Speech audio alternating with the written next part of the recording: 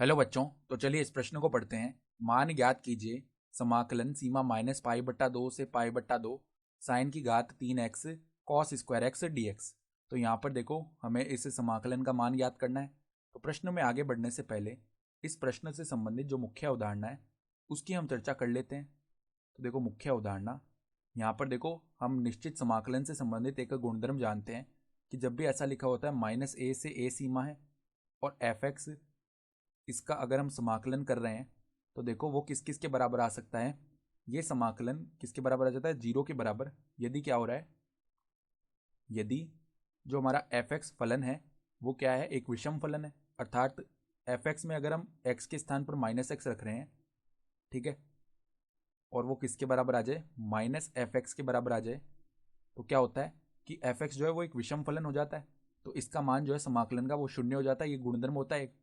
और ये मान किसके बराबर आता है? दो समाकलन एफ एक्स जीरो से ए डी एक्स।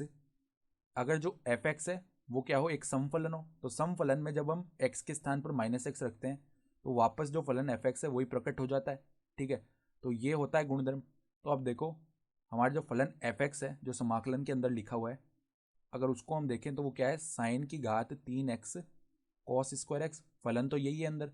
तो हम देखते हैं कि ये विषम फलन है या सम फलन है, उसके हिसाब से देखो आगे हम लिखेंगे।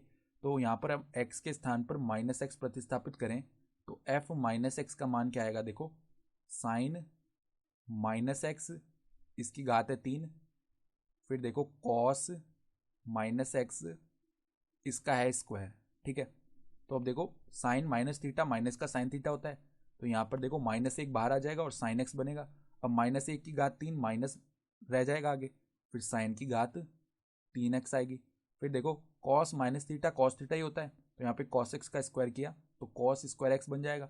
और हम क्या देख पा रहे हैं कि एफ माइनस एक्स का जो मान है वो माइनस एफ एक्स के बराबर आ रहा है। इसका मतलब क्या है कि एफ एक्स जो है वो एक विषम फलन है, अतः एफ एक्स एक विषम फलन है, एक विषम फलन है। तो अगर हम निश्चित समाकलन के गुणधर्म से देखें तो ये जो समाकलन है इसको अगर हम आई बोल लें तो आई बराबर में माइनस पाई बट्टा दो से पाई बट्टा दो साइन की घात 3x cos square x D x. इसका मान क्या हो जाएगा? शून्य हो जाएगा, क्योंकि ये जो फलन है ये क्या आ रहा है हमारे पास, एक विषम फलन है, तो इसका समाकलन जीरो हो गया। तो जीरो ही हमारा उत्तर भी हो गया। तो आशा करता हूँ कि आपको ये प्रश्न समझ में आया होगा। धन्यवाद।